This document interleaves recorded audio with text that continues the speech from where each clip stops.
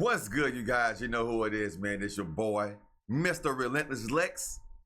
And I'm back like I never left this mother. Yes, sirsky. All right, so, man, this is crazy. Old Nate. Old Nate getting drilled and folded up under pressure. Yes, sirsky. So we got it right here, man. Nate is going to tell his side of the story about the money that was being paid for their lavish dates. Spicy. Someone saw them, someone had knowledge of it. Is that attorney-client privilege? I want to know. All right, well, I guess I would find his legal opinion on this isn't relevant. Okay. We can deal with that as it comes up. So, sustained. In 2022, in this affidavit, you swore that you and Willis developed a personal relationship. Yes, ma'am. Okay. And you said that didn't develop until 2022, correct? That's correct. Okay. And that's different from what you said in your pleading in May 2023 in the divorce case, correct? No, ma'am.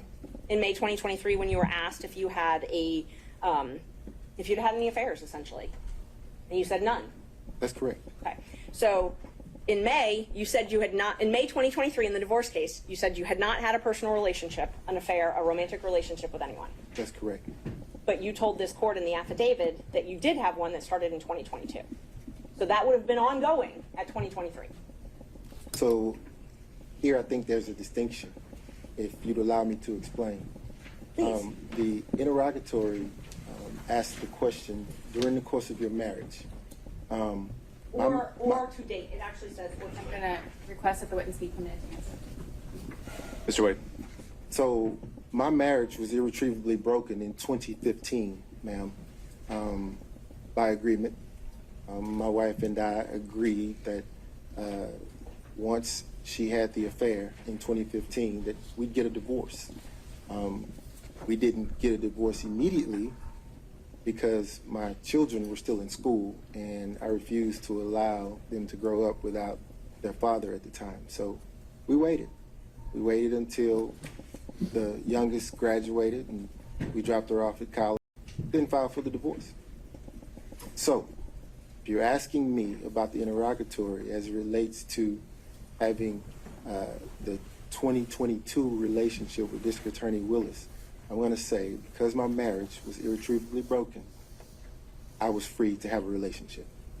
so the question, though, was if you... No, man, that's not how it works, my boy. My boy, Nate. If you're married, you're still married until you get a legal divorce, Nate. All this judicial knowledge that you and your boo thing, Miss Willis, how? You can't tell when you're married and not married? You don't know what a divorce is? Irretrievably separate? Bro, come on, Nate. Come on. Come on, milk dud. Sugar baby head. Relationship.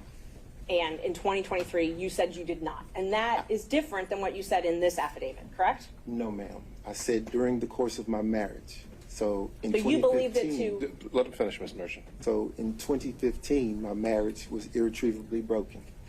So I did not have a relationship with anyone during the course of my marriage. And in that interrogatory, they asked you if you had any receipts for travel with someone of the other sex up until the time you were answering it. Is that correct? Yes, ma'am.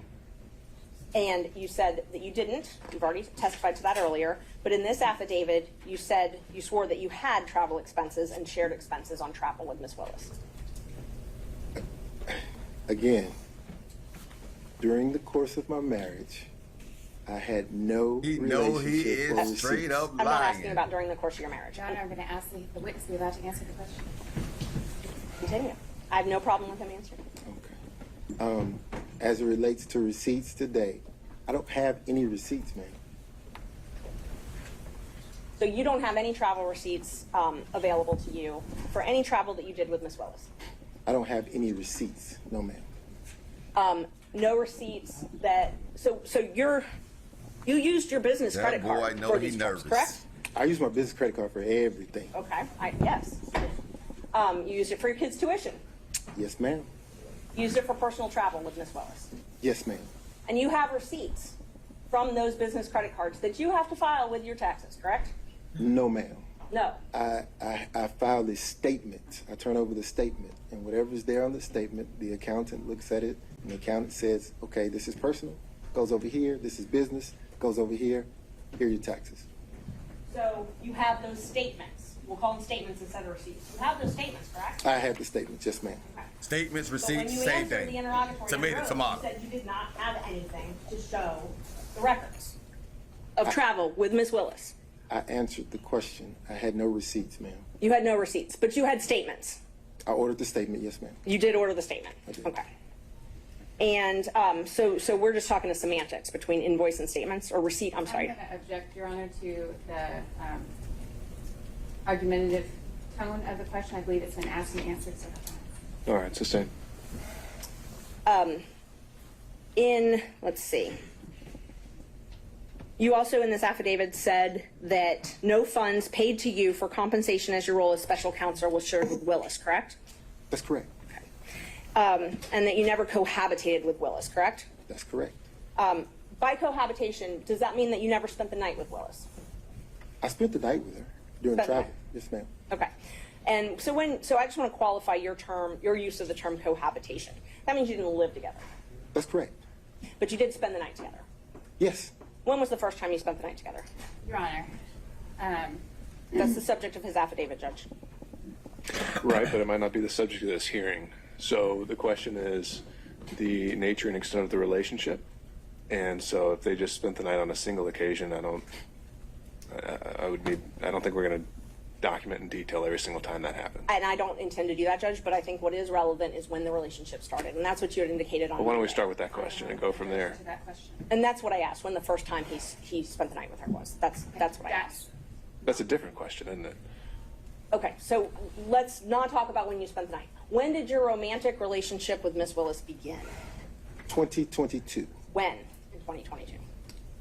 Early 2022. So you were appointed in November of 2021, Yes, ma'am. and your relationship started early. What's early? January? February? Around March. Around March. But you two met at an October 2019 judicial conference, correct? Yes, ma'am. And describe your relationship at that point then. Which point? 2019. So I was at a judicial conference to teach a course, if you will, to newer judges. I did that in 2019. As I was exiting the conference, another judge was standing outside who was a friend of mine. I stopped and exchanged pleasantries with her. And standing, talking to her at the time was then Judge Willis. She introduced us at that time. We shook hands, exchanged business cards, and I got into my vehicle and left the conference. So that meeting was probably 3 minutes. Okay. When was the next time you talked with her? Didn't talk to her again probably maybe a month or a month and a half had gone by. Okay. So you talked to her November maybe? Maybe. On the phone? On the phone. Okay. How regularly did you speak with her in 2021 on the phone? In 2021. I'm sorry, 2019. I'm so sorry. 2019. How frequently did you speak with her on the phone? 2019, after the meeting, I probably talked to her 2 or 3 times. She would have questions. I was the district rep for the particular district that I sat in. Okay. And the judges would, when they would have questions, they sometimes would go to the rep.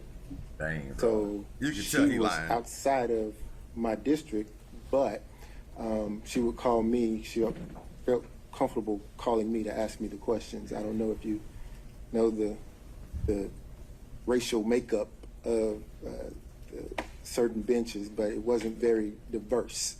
So she felt comfortable calling me for advice. And she did that. And we had also in common that she was starting a private law practice at the time, and I'd already had mine up and going, and we talked about balancing the demands of the bench with that private practice. So we didn't talk that often, but when she had questions, mostly legal issues that would come up, she would call me. I just want to make sure, because my question was just how many times, and you said 2 to 3 times, right? Okay. And in 2022, how frequently did you speak in 2022? This is before you were appointed. I'm sorry, perhaps Ms. Marches, your timeline, 2022? I'm sorry, 2020. 2020. How frequently did you speak in 2020? 2020, it was more frequent than 19, obviously, but More frequent. Can you tell me approximately a month how often you think you spoke with her on the phone?